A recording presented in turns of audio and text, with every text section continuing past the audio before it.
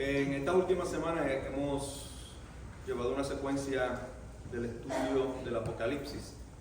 Hemos desglosado una por una las enseñanzas que la carta de Apocalipsis nos muestra en cada iglesia, sus características, sus desafíos y lo que el Señor les exhorta en cada una de ellas. Esto nos deja una enseñanza de que el rol de la iglesia en los últimos tiempos es bien importante para este mundo, para esta sociedad. Hechos 2:17 dice que en los postreros días, en los últimos días, dice Dios que derramará de su espíritu sobre toda carne. ¿Cuándo ocurre esto? Esto ocurre en la fiesta del Pentecostés, que es donde es el inicio de la iglesia. O sea, en los últimos tiempos comienza el inicio de la iglesia para generar una función hacia el Señor. Si vemos Apocalipsis, dedica 2 capítulos a las iglesias, capítulo 2 y capítulo 3 que estamos desarrollando. Esto nos indica características de la iglesia, nos indica desafíos que estaban enfrentando en aquella época y que estos desafíos aún al pasar el tiempo todavía continúan en la época que estamos viviendo. Todas estas cartas a las iglesias ocurren en un orden antes de los eventos finales. ¿Qué indica esto? Indica la responsabilidad que tiene la iglesia antes de los eventos finales, en donde tiene una responsabilidad desde sus inicios, en el presente y en los últimos tiempos. Solo como medio de recordatorio, pueden ver en sus pantallas un resumen. La ciudad de Filadelfia al principio. En Éfeso, se quejó que había abandonado su primer amor. En Esmirna le recordó su tribulación, su pobreza y le recordó que eran ricos. En Pérgamo tenía problemas doctrinales y en su forma de vida. En Tiatira, que toleraba a Jezabel, quien seducía a los ministros, por lo tanto sería echado a tribulación y si no se arrepentían. La iglesia de Sardis perdió la comunión con Dios, su corazón dejó de velar porque se durmió en su fama. Hoy vamos a dar el estudio a la siguiente iglesia, el mensaje a la iglesia de Filadelfia. Quiero mostrar unas fotos actuales de las ruinas. Estas son partes de las ruinas que se encuentran hoy en día en Filadelfia. Como pueden ver, lo siguiente. Como pueden ver en esta, ¿qué notamos en cada una de ellas? ¿Qué se nota aquí? Muchas columnas que todavía se sostienen a través del tiempo. La palabra Filadelfia, para iniciar, significa amor fraternal. La ciudad de Filadelfia fue fundada por el rey Eumenes II de Pérgamo entre el año 197 y 160 a.C. El rey le dio el nombre de la ciudad Filadelfia por amor a su hermano Atalo II Filadelfio, el cual eventualmente se convertiría en el sucesor. La ciudad estaba ubicada en un punto estratégico donde se unían caminos hacia las antiguas tierras de Misa, Lidia y Frigia. Y este era el propósito realmente por el cual se construyó la iglesia en ese lugar, para establecer un punto estratégico para que pudiera propagarse hacia todo el mundo el lenguaje griego, su cultura, literatura y costumbres. El único detalle de su ubicación era que estaba encima de unas placas tectónicas y que la llevó a sufrir continuos terremotos en aquella época, y esto por consecuencia permitió que muchas personas se movilizaran de ese lugar o se movilizaran a los bordes de la ciudad por temor tantos terremotos que ocurrían. Como vemos en las fotos, todos estos temblores, tanto los temblores como el tiempo, ocasionaron estas ruinas de Filadelfia. Ahora vamos a entrar de lleno al estudio. Busquemos Apocalipsis 3, versículo 7.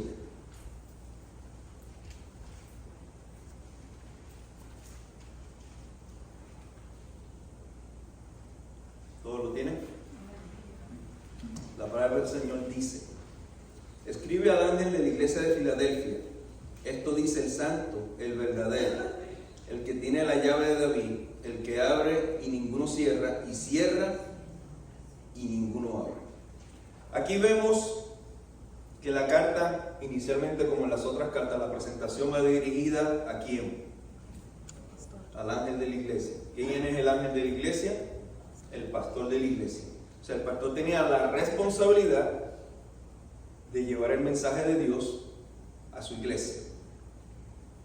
El Señor se identifica como el santo y verdadero, el que tiene la llave de David. El santo literalmente significa apartado.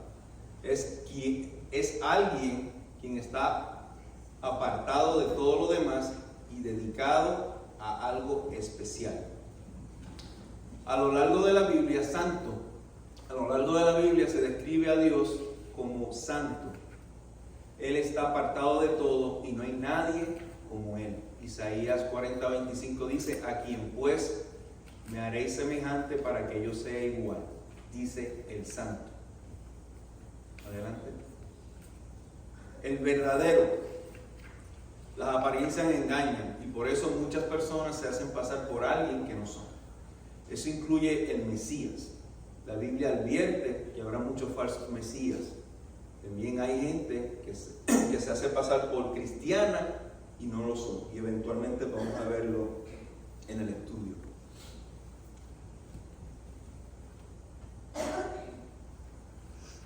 También el Señor se describe como el que tiene la llave de David, el que abre y ninguno cierra, y cierra y ninguno abre.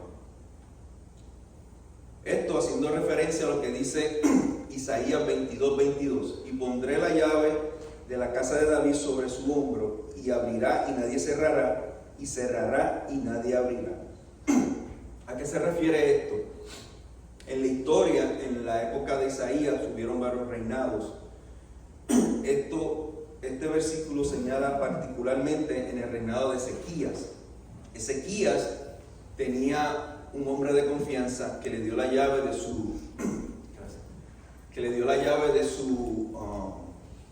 de las puertas del palacio, de nombre Sebna. Este asumió el cargo, y en aquella época, para darle un cargo a una persona, era un cargo de altura. Esa posición era un cargo de altura, de importancia, porque tenían las llaves de la puerta del palacio del rey. Pero ¿qué ocurre? La historia dice que este hombre asumió su posición y comenzó a hacer cosas para beneficio propio. O sea, tomó su posición para hacer cosas a beneficio propio, utilizando mal la confianza que el rey le había indicado sobre el palacio.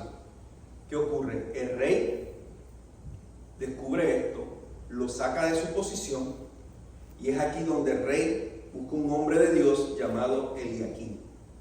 Esta es en donde la historia en Isaías 22:22 narra sobre la puerta, sobre la llave. Ahora, ¿qué quiere decirnos el Señor Jesús en su carta de introducción sobre Él tiene la llave de David, que abrirá y nadie cerrará, y cerrará y nadie abrirá? ¿Qué entendemos por eso? Si venimos aquí, abrimos la carta, esta es la carta del Señor, y escuchamos estas palabras, ¿qué nos quiere decir Señor Jesús con esto? Quiere la mayor autoridad. Que tenía la autoridad mayor, que Él tiene la autoridad y tiene el poder, que fuera de Él nadie puede hacer nada sin Él. Versículo 8: y conozco tus obras, he aquí, he puesto delante de ti una puerta abierta, la cual nadie puede cerrar, porque aunque tienes poca fuerza, has guardado mi palabra.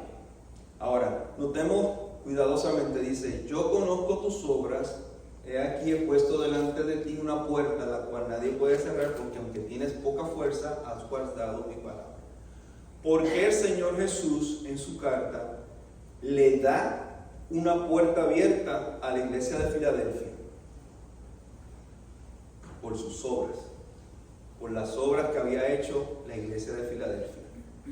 La iglesia de Filadelfia había hecho obras de fe en base a las Escrituras, en base al Evangelio de Cristo, y es por eso que el Señor le abre una puerta abierta, el cual nadie puede cerrar. Si notamos en cada una de las cartas a las iglesias, se menciona: yo conozco tus obras, yo conozco tus obras. ¿Qué nos da a entender esto? Que la iglesia tiene que hacer obras, literalmente. La iglesia tiene que hacer obras, pero obras de fe a Cristo Jesús. No podemos ser una iglesia sin obras, tenemos que tener obras. Cuando el Señor dice, te tengo una puerta abierta, lo que quiere decir con esto es, los estudios intensos que han habido sobre estas escrituras, es que le da la posibilidad, no que le da la posibilidad, sino que tiene la aprobación y la autoridad del Señor para llevar el Evangelio de Cristo. Tiene la posibilidad y la autoridad para llevar el Evangelio de Cristo. Santiago 2:26 dice, porque el cuerpo sin espíritu está muerto, así también la fe sin obra es muerta.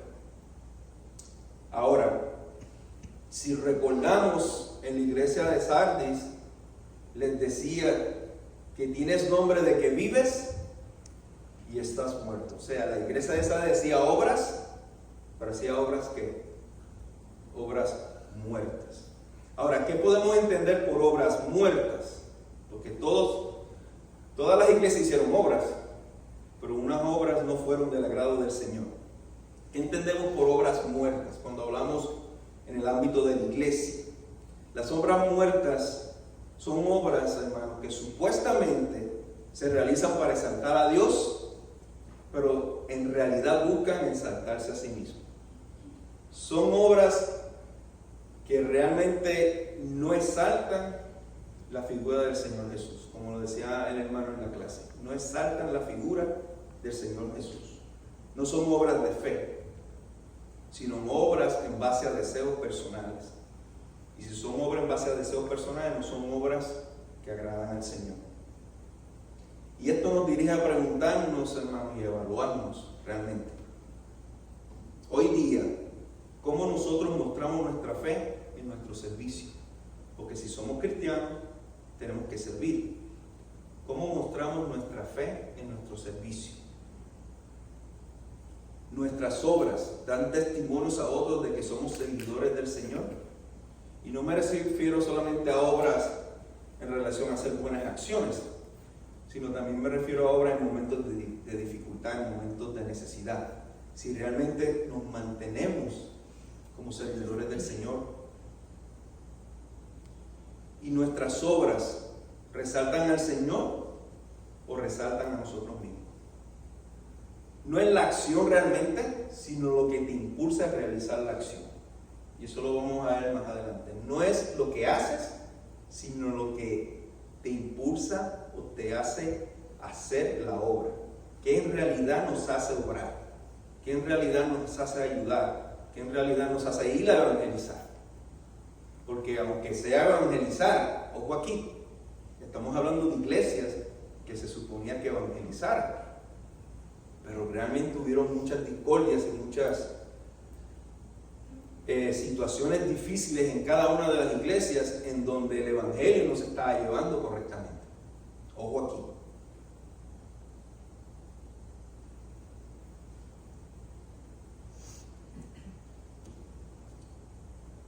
Ahora bien, otra cosa importante que podemos ver en la puerta abierta es que podían llevar el evangelio, pero también la manera como debemos de llevar el Evangelio.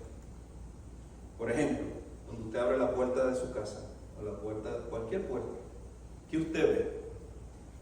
¿Qué es lo que vemos? Podemos ver el exterior, el interior. Podemos ver que es lo más cercano. ¿Correcto? Cuando usted abre una puerta, usted ve lo más cercano a usted. Esa es la manera como el Señor Jesús quiere que llevemos el Evangelio. Lo más cercano. Si usted abre la puerta de su casa, usted ve ¿qué? El vecindario, la familia, los amigos, y seguir extendiéndonos de igual manera. Pero como decía el pastor en la prédica anterior, es de adentro hacia afuera. Hechos 1:8 dice: y me seré testigo en Jerusalén, de adentro, y en toda Judea y Samaria y hasta en los confines de la tierra. Sabemos que los apóstoles no llegaron a los confines de la tierra, ¿verdad? Pero ¿cómo ellos llegaron? Discipulando a los demás. Discipulando a los demás. Sus cartas hoy día nos discipulan. Continuamos llevando el Evangelio, discipulando a los demás, como en la clase decía. También dice que tiene poca fuerza, pero que ha guardado mi palabra. Aquí realmente poca fuerza no quiere decir que ellos eran débiles espiritualmente, porque si vemos la carta a Filadelfia, no había nada en la cual el Señor Jesús podía reprocharle en ese sentido, ¿correcto? Todo lo contrario, elogiaba a la iglesia de Filadelfia, la elogiaba. Entonces aquí lo que dice que tiene poca fuerza era que habían pocas personas, eran grupos pequeños. Tenemos que tomar en consideración que en la época de las iglesias había persecución, había un contraste entre la gracia y la ley. Tenemos que tener eso bien claro también. Había un contraste entre la gracia y la ley. Y si yo veo una iglesia en donde estaban hablando de la gracia de Dios y el Evangelio de Cristo, podía hacer un contraste a lo que ya yo había desde pequeño, me habían enseñado, me habían instruido en la ley mosaica. La palabra del Señor dice en Mateo 18:20, porque donde están 2 o 3 reunidos en mi nombre, allí estoy yo en medio de ellos. Dice 2 o 3, grupo pequeño. Y aunque la iglesia realmente fue elogiada, tenía muchos desafíos, como dije anteriormente. Pero a pesar de que era un grupo pequeño, a pesar de que había muchos desafíos, a pesar de que habían terremotos, y en aquel lugar, que no había una población muy amplia, se mantuvieron fieles y firmes al Señor. Desafíos que hoy día estamos viendo en la iglesia. Podemos ver iglesias pequeñas como esta, en donde han pasado muchos desafíos, ¿correcto? Han pasado muchas dificultades, pero se han mantenido. De igual manera, Dios tiene un propósito para ello. Ahora, desde el versículo 9 hasta el versículo 12 se desarrollan 4 promesas que el Señor Jesús tiene para su iglesia. 4 promesas que el Señor Jesús tiene para su iglesia. Versículo 9 dice: he aquí, yo entrego a la sinagoga de Satanás a los que se dicen ser judíos y no lo son, sino que mienten. He aquí, yo haré que vengan y se postren a tus pies y reconozcan que yo te he amado. La primera promesa que dice el Señor Jesús es: la iglesia del Señor prevalecerá y reconocerán tanto a su iglesia y al Señor Jesús como el Mesías. Esa es la primera promesa. El versículo señala que dice haber judíos que no lo son. ¿Qué nos quiere decir esto? Que la iglesia de Filadelfia está enfrentando una oposición de judíos. Tenemos que entender que ¿quién rechazó al Mesías? El pueblo judío. El mismo pueblo judío rechazó al Mesías. El Evangelio del Señor, hermano, era un contraste tan radical para los judíos, que muchos no podían tolerar eso. Como Pablo en el estudio hablábamos, si vemos cuando era Saulo, realmente Saulo perseguía a la iglesia porque entendía que estaba defendiendo la ley de Dios.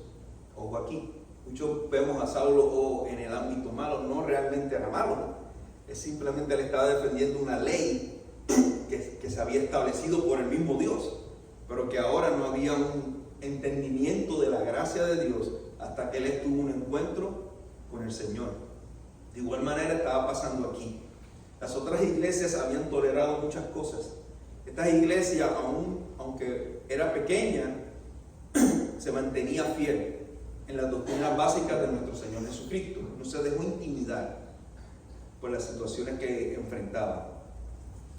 Hoy día, hermanos, esto estamos hablando de muchos años atrás, hoy día continuamos con esa misma batalla, hoy día continuamos con esas mismas dificultades, en donde distintas denominaciones no creen que Jesús es el Mesías. Inclusive el pueblo judío no quiso creer que Jesús era el Mesías. Ellos esperan la segunda venida del Señor como si fuera la primera. La iglesia espera el arrebatamiento de juntarse con el Señor en las nubes. Pero hoy día hay distintas denominaciones, como los mormones y los testigos de Jehová, que no creen en el Señor Jesús como Señor y Salvador. Y estas denominaciones han tenido un alcance tan grande que han enseñado una falsa doctrina, han enseñado que Jesús no es el Mesías y por consiguiente han distorsionado el único medio de salvación para esas personas, que es Cristo Jesús. Hasta este punto, no tan solo en el libro de Apocalipsis, hasta este punto y hasta el día de hoy, todavía vemos estas dificultades. La pregunta que debemos de hacernos es: ¿qué estamos haciendo nosotros como cristianos para poder defender nuestra fe? No defender la palabra de Dios, porque la palabra de Dios es viva y eficaz, es defender nuestra fe. Cuando escuchamos situaciones de tal manera a nuestro alrededor, ¿cómo nosotros como cristianos reaccionamos? Les voy a dar un ejemplo. En mi trabajo había una persona que se identificó como un pastor de una iglesia. Me dijo que la persona que estaba en el customer service no lo quería atender. Así me dijo. A mí me estuvo raro porque era Ronnie. Ronnie tiene una preferencia sexual diferente, pero por el mero hecho de que sea así, no lo dejamos de amar. Lo respeto, no comparto sus ideas porque soy cristiano, doy mi punto, pero lo sigo tratando igual. Tenemos que tratarnos igual. Tenemos que, ¿de qué manera puedo llevar a esa persona a los pies de Cristo si la rechazo? No podemos, ¿correcto? Y Cristo no nos rechazó a nosotros siendo aún pecadores. Imaginémonos nosotros. El detalle es que yo voy al customer service y veo a esta persona y yo, ¿es Ronnie? No, es incoherente lo que me está diciendo. La persona tiene una máscara. Y yo, Ronnie, ¿puedes atender a esta persona? Y él dijo, sí, ¿cómo no?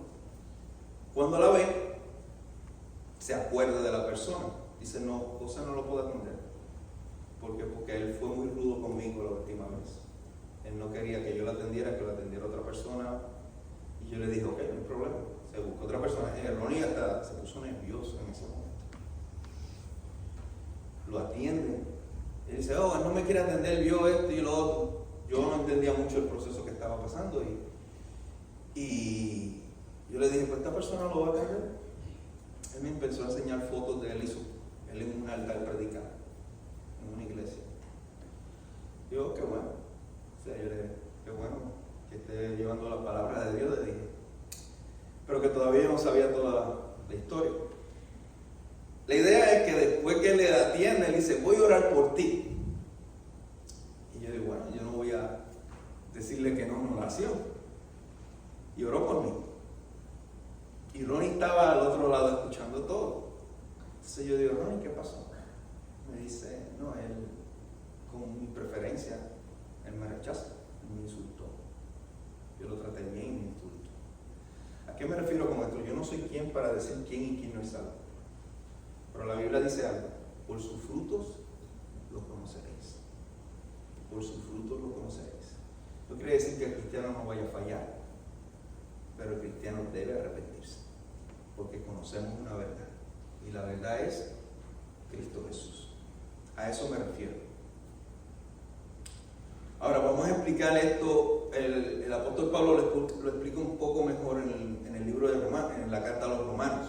Romanos 2 del 28 al 29 dice, vamos a buscarlo, Romanos 2.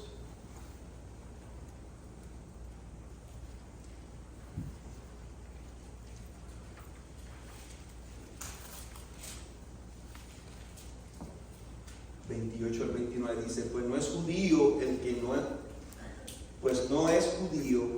que lo es exteriormente, ni es la circuncisión la que se hace exteriormente en la carne, sino que es judío el que lo es en el interior, y la circuncisión es la del corazón, en espíritu, no en letra, la alabanza del cual no viene de los hombres, sino de Dios. ¿Qué nos quiere decir esto? Que no es judío el de la circuncisión, es judío el que ha nacido de nuevo, el que cree en Cristo, el que cree en Cristo, el que ha nacido de nuevo. Es judío el que ha reconocido al Señor Jesús como Señor y Salvador, no de título, no de lugar, sino por la sangre y el sacrificio que Cristo hizo en la cruz. Tristemente, hoy en día muchas personas se llaman cristianas porque van a una iglesia, porque tal vez fueron 1 o 2 veces a una célula, porque tal vez hacen cosas buenas, pero no han entregado su vida al Señor. Cristiano es el que ha aceptado a Cristo como Señor y Salvador, el que se ha arrepentido de sus pecados y de ahí en adelante ha tomado la decisión de ser responsable en su servicio al Señor. Ese es el ser cristiano. Lastimosamente hoy día en muchos lugares en donde enseñan un evangelio liviano, un evangelio que no hablan del arrepentimiento, que no hablan del perdón, que no hablan del sacrificio de Cristo, que no hablan del camino hacia la salvación. Y lo que les habla solamente es de prosperidad, libertinaje, y que la manera como tú vivas es correcta, es aceptable todo. La Biblia nos dice que es aceptable todo, porque va a haber un juicio. Si va a haber un juicio, es que no todo es aceptable, ¿correcto? Hay unos mandamientos. Dios es amor, sí, pero también es juicio. ¿Cómo es amor Dios? Entregó a su Hijo, te dio la oportunidad. Dios da oportunidades. Dios puede cambiar el corazón del ser humano así, pero no es el proceso de Dios. Dios da oportunidades para que tú reconozcas primero que Él es Dios y que por Él tú puedes cambiar, entregando a su Hijo para que ustedes sean salvos, y nosotros, y yo también. Versículo 10, que está la segunda promesa en Apocalipsis. Por cuanto has guardado la palabra de mi paciencia, y yo también te guardaré a la hora de la prueba, que ha de venir sobre el mundo entero para probar a los que moran sobre la tierra. Segunda promesa, nos guardará de la hora de la prueba. ¿Qué es nos guardará de la hora de la prueba? El arrebatamiento de la iglesia. Dice, ha guardado la palabra de mi paciencia. ¿Qué significa esto? Que hemos esperado pacientemente a nuestro Señor Jesús. Hemos trabajado para nuestro Señor Jesús. Seguimos trabajando hasta el día que Dios nos llame. Segunda de Tesalonicenses 3:5 dice, y el Señor encamine vuestros corazones al amor de Dios y a la paciencia de Cristo. Y a la paciencia de Cristo. Ahora, en este tiempo de paciencia, en este tiempo de espera, ¿qué estamos haciendo como iglesia? ¿Qué estamos haciendo como iglesia? Vemos que la iglesia tiene que hacer obras. ¿Por qué hacemos obras? Porque somos salvos. Hacemos obras porque somos salvos. Las obras no nos salvan. Hacemos las obras porque somos salvos. Quien nos salva es la fe en nuestro Señor Jesús. ¿Qué estamos haciendo? ¿Estamos trabajando para el Señor? ¿Estamos tomando las decisiones que el Señor quiere que tomemos como iglesia? ¿Estamos cuidándonos unos a otros? Porque como vemos en la iglesia de Filadelfia, habían judíos que se infiltraban en la iglesia y podían hacer daño. Nada diferente a lo que ocurre también hoy en día. Muchas personas malintencionadas van a lugares, sabemos que el trasfondo de todo esto es Satanás. Van a lugares y comienzan a distorsionar, comienzan a separar iglesias. También dice en el versículo 10, yo también te guardaré de la hora de la prueba que ha de venir sobre el mundo entero para probar a los que moran sobre la tierra. Entendamos algo. Este versículo establece que los hechos que Apocalipsis va a describir eventualmente desde el capítulo 6 en adelante son para probar a los moradores de la tierra. Nos dice a la iglesia, son para probar a los moradores de la iglesia. ¿Quiénes son esas personas? ¿Quiénes son los moradores de la tierra? Los que se quedaron en el arrebatamiento. Los que se quedaron en el arrebatamiento.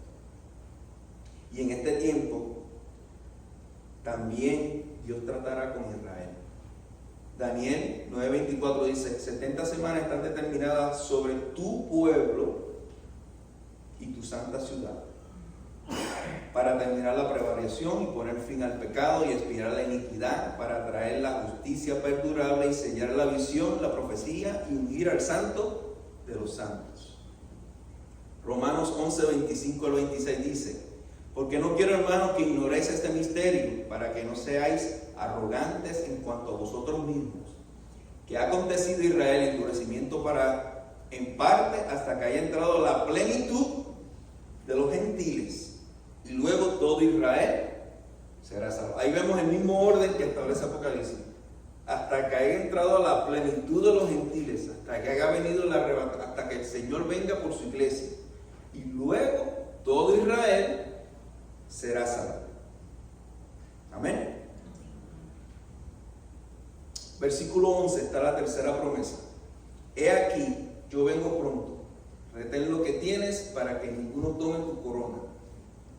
He aquí, yo vengo pronto. Retén lo que tienes para que ninguno tome tu corona. La tercera promesa es: el Señor nos premiará con coronas. ¿Qué el Señor le dice a esta iglesia? Retén lo que tienes. ¿Qué tenía esta iglesia? Era un grupo pequeño, tenía problemas como las otras iglesias, porque era en Asia. Si vemos el mapa, relativamente las iglesias se diferenciaban por kilómetros. No era mucho la distancia entre ambas. ¿Qué tenía esta iglesia en particular a las otras que el Señor le dice: retén lo que tienes? Versículo 8 lo dice, que has guardado mis palabras. Esta iglesia guardó sus palabras. ¿Qué quiere decir guardar sus palabras? Que obedeció la palabra del Señor. Obedeció la palabra del Señor. ¿Para qué? Para que ninguno tome tu corona. Para que ninguno tome tu corona. Ahora quiero explicar algo. Y tenemos que entender tres cosas para no crear una confusión entre estos versículos. Número 1, el cielo y la salvación, hermanos, no son recompensas. El cielo y la salvación no son recompensas. Son regalos del Señor Jesucristo por gracia. Nosotros somos salvos por gracia. No es recompensa, ojo aquí. Porque si fuera por recompensa que seríamos salvos, si fuera por recompensa que seríamos salvos, entonces seríamos salvos por obras, porque las obras traen unas recompensas. Lo vuelvo a decir, si fuéramos salvos Si la salvación fuera recompensa, entonces tendríamos que hacer obras para ser recompensados. Usted no es recompensado si no hace obras, ¿correcto? O sea, no podemos ser salvos por obras. Por consiguiente, la salvación no es una recompensa, sino es un regalo de Dios a través de nuestro Señor Jesús. Número 2. Las recompensas, las coronas, se dan por las obras después de la salvación. Las recompensas se dan por las obras después de la salvación, después de haber aceptado al Señor Jesús. ¿Por qué digo esto? Porque si vamos a ser recompensados y nos van a dar coronas, ¿dónde nos van a dar estas coronas? En el cielo. Y si estamos en el cielo, somos salvos. Y si somos salvos es porque aceptamos a Cristo como Señor y Salvador. Tercero, se nos da dones para trabajar para Él, pero las recompensas las da el Señor por las cosas que hacemos en su nombre y su gloria, después de haber sido salvos. Les voy a dar un ejemplo. Supongamos que yo no sea cristiano y usted es mi vecino. Yo no voy a la iglesia, yo no voy a célula, yo dejo bien claro que yo no leo, pero soy una persona buena y ayudo al necesitado. ¿Qué yo estoy reflejando en usted?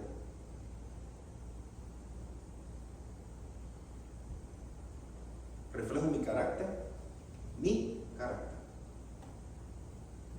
reflejo mi condición moral, o sea, me estoy reflejando yo, ¿correcto? Me estoy reflejando yo, porque estoy bien claro, le dejo bien claro a usted que yo no soy cristiano. Cada acción que yo haga, me reflejo a mí mismo, me proyecto yo, le doy a entender a usted quién soy yo, ¿correcto? Hasta cierto punto. Ahora, yo les debo saber que soy cristiano, soy una persona cristiana. Voy a la iglesia, hago todo lo que el Señor me pide y hago el esfuerzo mayor. Y hago buenas acciones. ¿Qué reflejo? Reflejo al Señor Jesús. Aún yo haciendo las obras, reflejo al Señor Jesús. ¿Por qué? Porque la persona sabe que yo creo en Cristo, que yo soy un siervo de Dios. La pregunta es: ¿a quién reflejamos? ¿Cómo usted refleja al Señor Jesús? Esta iglesia reflejaba al Señor Jesús de una manera tan espectacular y tan grande que el Señor lo que hace es alabar esta iglesia. Alabar esta iglesia. Y entre todas las dificultades que tenían las otras iglesias, y entre ese tiempo tan difícil y entre esa transición entre ley y gracia, no se dejó dominar o seducir, sino que se mantuvo firme. Muchas iglesias hoy en día, lastimosamente, como dije anteriormente, hacen un evangelio liviano para que las personas vengan. ¿Pero qué van a escuchar las personas? ¿Lo que quieren escuchar? ¿Qué van a escuchar? ¿No hay confrontación? ¿No hay arrepentimiento? ¿No hay manera en la cual tú puedas ver al Señor Jesús como Señor y Salvador? Entonces, ¿qué están presentando? Historias personales, chistes. Hay un pastor bien famoso que siempre hace un chiste antes de hacer la prédica. No sé por qué. ¿Qué están presentando para atraer personas a la iglesia? Espectáculos, shows, artistas. La iglesia de Filadelfia no tenía eso. ¿Qué es lo que tenía? La palabra de Dios. Solamente la palabra de Dios. Versículo 12, está la cuarta promesa. Al que venciere, yo le haré columna en el templo de mi Dios, y nunca más saldrá de allí, y escribiré sobre él el nombre de mi Dios y el nombre de la ciudad de mi Dios, la nueva Jerusalén, la cual desciende del cielo de mi Dios, y mi nombre nuevo. La cuarta promesa, nos hará columnas en el templo de Dios. Hay una palabra que dice al que venciere, y esta es otra palabra que ha traído mucha confusión en la sociedad cristiana. Esta palabra, el que venciere, no representa una posibilidad de perder algo, sino todo lo contrario, representa una garantía de algo. No es algo que usted va a perder, es algo que usted tiene garantía de algo. ¿Qué nos dice la Biblia de quién es el que vence? Primera de Juan 5, del 4 al 5 dice, porque todo el que es nacido de Dios vence al mundo. Y esta es la victoria que ha vencido al mundo, nuestra fe. O sea, ¿cómo somos nacidos de Dios? Versículo 5. ¿Quién es el que vence al mundo? Sino el que cree que Jesús es el Hijo de Dios. O sea, si usted aceptó al Señor como Salvador y Señor, usted es un vencedor. Usted ya ha vencido al mundo. Usted ya ha vencido al mundo. Ahora, ¿por qué surge la palabra vencier? ¿Por qué sale esa palabra en la carta a Filadelfia? Porque Satanás nos continúa atacando. Ustedes me dirán, entonces si ya estoy salvo por gracia y la seguridad de mi salvación, como dice 1 de Juan 5, 11 al 13, y este es el testimonio que Dios ha dado, vida eterna, y esta vida está en su Hijo. El que tiene al Hijo tiene la vida, el que no tiene al Hijo de Dios no tiene la vida. O sea, si yo tengo esta garantía, ¿qué diré? Entonces, ¿por qué Satanás me molesta? Porque Satanás me ataca. Y una vez yo me hice esa pregunta, si yo tengo la salvación garantizada, ¿por qué no me deja tranquilo ya? Dije yo, nos ataca por la misma manera que atacó las iglesias, por la misma manera que continúa atacando a las iglesias, para que el evangelio no se diga, para que el evangelio no se alcance. Mucha gente dice que esto es una mentira. Pues si es una mentira, ¿por qué la atacan tanto? Bien sencillo. Si fuera una mentira, se cae sola, ¿verdad? No hay ni que hacerle fuerza. Pero ellos saben que no es una mentira. Por eso es tan atacada la palabra del Señor. O sea, el que venciere, recuerden, el que venciere no es algo que usted vaya a perder, sino es una garantía de que algo que ya usted tiene. El que venciere. Tenemos que luchar, sí tenemos que luchar, pero no ya por nuestra salvación. Tenemos que luchar para mantenernos en santidad, en el proceso de santificación. Y en ese proceso, nosotros como iglesia tenemos que trabajar y hacer obras para el Señor. Amén. ¿Qué quiere decir haré columna? ¿Qué representa una columna? Fuerza. Si usted ve una columna en un edificio, ¿qué representa? ¿Por qué pone la columna?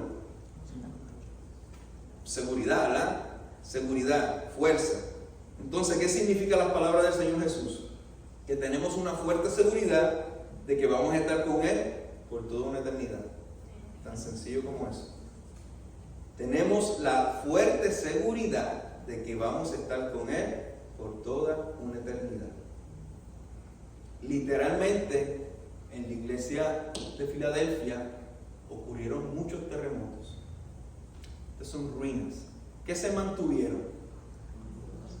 Columnas. Por eso el Señor Jesús hace referencia a las columnas. Se mantuvieron columnas. Vamos a ser claros en esta iglesia. ¿Cuántos terremotos nos han ocurrido aquí? ¿Cuántos terremotos? ¿Cuántos salimos por los terremotos que habían ocurrido aquí? Pero sabemos que Dios tiene un propósito. Si ha mantenido esta iglesia, hermanos, si ha mantenido esta iglesia es porque tiene un propósito. Y si tiene un propósito, entonces nosotros como iglesia tenemos que ser responsables de cumplir con ese propósito. Porque no es solamente venir a calentar bancas. No es solamente venir a escuchar un domingo y ya. La enseñanza no es solamente el domingo en la escuela dominical o los miércoles, es todos los días de nuestra vida. Y si a veces fallamos, yo soy el primero, claro que fallo. No les voy a mentir.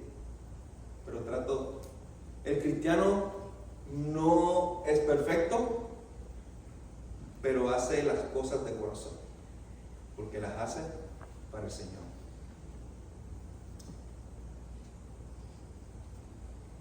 Versículo 13 dice, el versículo 13 dice, el que tiene oído, oiga lo que el Espíritu dice a las iglesias. ¿Qué quiere decir esto? El que oiga este mensaje no debe de ignorarlo. El que oiga este mensaje debe de tomarlo en serio, porque quien está hablando es el Señor Jesús. La iglesia de Greenville, oiga el mensaje que tiene Dios para esta iglesia. El que tiene oído, oiga. No pase por desapercibido las cosas que Dios tiene para usted. No limite los dones que Dios le ha dado a ustedes, a cada uno de ustedes, porque por lo menos, como dice el pastor, Dios nos ha dado un don. Déjese usar por el Señor. Yo al hermano dar la clase, digo, yo renuncio ya. Pero ese es el propósito de Dios. Hace que 1 año, 2 años atrás no veíamos tantas bancas llenas. ¿Qué es eso? Un propósito de Dios. Pero usted sabe lo que tiene que hacer como cristiano, que es servir al Señor. Esta iglesia tiene un propósito, hermano. Y si la ha mantenido durante todos estos años, es porque hay un propósito que hay que cumplir y no se ha terminado. Y se terminará, ¿sabe cuándo? Cuando el Señor nos llame. Cuando el Señor nos llame. No es la semana que viene, no en 2 años, es cuando el Señor nos llame. Usted es cristiano por siempre. Usted es cristiano por siempre. Y va a ser cristiano por toda una eternidad. Nuestra mente es tan finita que no podemos entender eso. Pero si usted es cristiano, aceptó a Cristo, usted tiene una responsabilidad y un propósito que cumplir